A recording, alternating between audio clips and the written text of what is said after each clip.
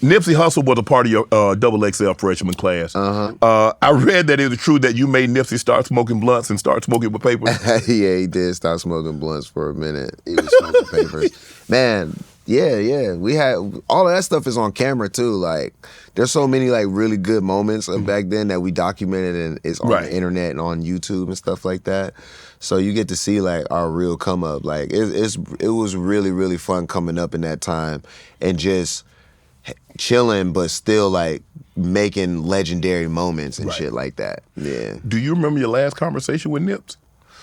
I do. I got him drunk as hell. I think he threw up in the pool.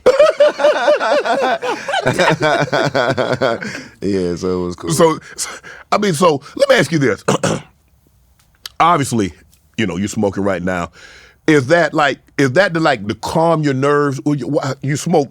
Because Snoop said you and him, y'all the two, and can't nobody deal with you and Snoop. Yeah, Snoop say he think he can get you. Yeah, I mean, on certain days. So let me ask you a question. What does that do for you? Weed. What does it do for me? You just like it? Does it relax you? Does it put you in a better mood? Does it put you in a better space? I just love smoking weed. Have you always? No, I didn't always love it. Like when I wasn't old enough to like understand or function off of it. But when I got to the point where I could, function and smoke weed, like, oh hell yeah. Like everybody can't function off weed. I was about to ask you. Yeah. Because just like everybody can't, sometimes you have like what they call a functioning alcoholic or a functioning somebody that does something. Right. But you are like, this is normal for you. Oh yeah. It's normal. Since you started smoking weed, have you ever gone a day in which you didn't smoke? I have. What's that day like? It's fun. Because I'm usually in like Dubai or something. Okay. Saudi Arabia. Right, because you can't take it, you can't have it over there. Smoke over there. But like, if I'm here, I have no point not to smoke. Right. Like, there's no point in not smoking. Right. I can go hours without doing hours. It. Yeah. So when you wake up in the morning, you roll up like, oh, thank you God, let me see another day. We're not like that. Are you for real? You serious? Hell yeah. I light up first thing in the morning. Hell yeah. J. Cole was a member of your Double XL class. Do you like the criticism? He's received some criticism because obviously he fired off one. Kendrick, K-Dot came back, fired off. Cole says, I'm out. Yeah. And he caught a lot of criticism, say, hey, bro, no, you can't do that. That man sent for you. You got to go for him too. Right. You okay with him buying? I said, no, I'm good. I got better things to do with my time. I think, shit, how do I really feel about that? I think there's like two versions of it. Like in hip hop, like according to the rules of hip hop, like no, hell no, you ain't supposed to do that. But in real life, you can like take some shit back that you said. Right. You know what I'm saying? Like, oh, I said that. It's like, oh, I probably shouldn't have said that. Like, you know what I'm saying? Right. It takes a bigger man to be like, I actually don't want no problems. Right. You know what I mean? Right. So in real life, I with it. Right. Yeah. But in hip hop, you're like, nah, you got that man. Well, I'll let other people do the hip hop thing. Have you ever gotten to a battle? I don't say this in no beef. They battle rap because this go back. The first battle rap I remember is LL and Kool Moe Dee. Right.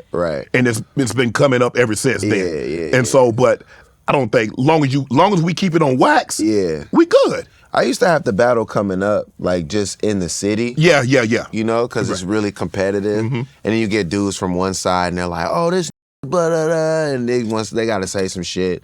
And then you retaliate, you say some shit back or whatever. Or like there was like an era where we would physically like get in front of each other in battle too.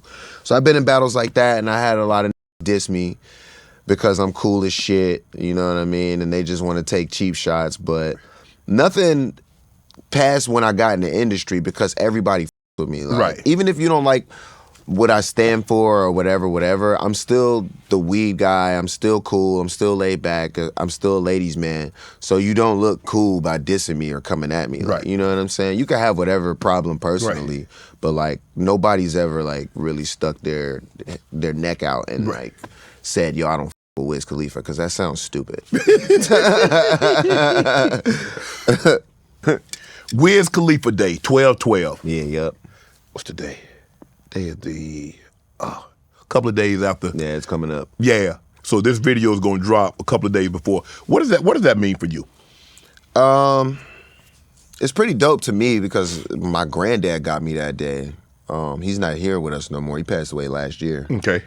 But he went to the city and told them that they should have a Wiz Khalifa day, and they worked it out. So, you know, that's really significant to me. And then it's really just about like getting stoned and chilling at this point. To have a city to back you and give you your own day. Yeah. That has to. I mean, as a kid growing up in Pittsburgh, did you think something like this was possible? Nah. And even like now, I don't be tripping on Wiz Khalifa Day. I probably should make more of a big deal about it. Yeah, I will eventually, but right. like now I just leave it up to people. But like, you know, as time goes on, I think I'll embrace it more and turn it into something that like the world sees. So it's still in its beginning stages. So 12-12, are you trying to get 12-12, not just for Pittsburgh, but they're going to be other states, they're going to be other places? Oh, yeah, it got to be. Yeah, it has to be. So you want it to be like 420? Yeah, well, yeah, exactly. Worldwide. Everybody. See you again. Did you think it would be what it became? I just checked, it has 6.4 billion views on your YouTube page. Yeah. YouTube pay good. I know that thing. Them checks be looking good, huh? They are. When you were doing this song, did you have any idea that this song would be this? Hell no. Not even close. I had no idea. None whatsoever. Yeah, no. No clue. So they ask you to do this song. Yeah. And you go into obviously, you know, Paul Walker has passed. Right. You know this. There's going to be significance to this song. Mm-hmm. You do understand that, but it was right when he passed. Yes. So he was like filming for the movie, and they were like, something happened, we need to do like a whole little redirection, and you're gonna be a part of that. So they're like, this is the last scene of the movie. They're like, he's in the movie, but we're like generating his face on a couple scenes. Yes. And this is gonna be one of them where it's gonna be him like riding off into the sunset, but it's gonna represent his departure. Yes. I was like, God damn. So I'm like, you know what I mean? But they were like, they told me that they had so many other writers on the song too. There was like, I don't know, I can't even name all of them because I don't think it's legal. Right. But there were so many other writers on the song and artists that they wanted to be on the song. But by the time the movie had come out, it was like a week before the movie had come out, they were like, we need to finish the song and we're gonna shoot the video and we just want you and Charlie Puth on there. It was like, everybody else we don't want. So you need to write another verse. So I just quickly like came in there, I watched the scene for the second, because I already did the first verse just based off of like what they told me it was gonna be like. Okay. And then for the second verse, they were like, okay, watch the scene and then, you know, write it based off of that. Right. So I watched the scene, I just wrote my verse real quick, recorded it, we shot the video the next week, and then it comes out with the movie and shit, and it's just supposed to be a soundtrack song.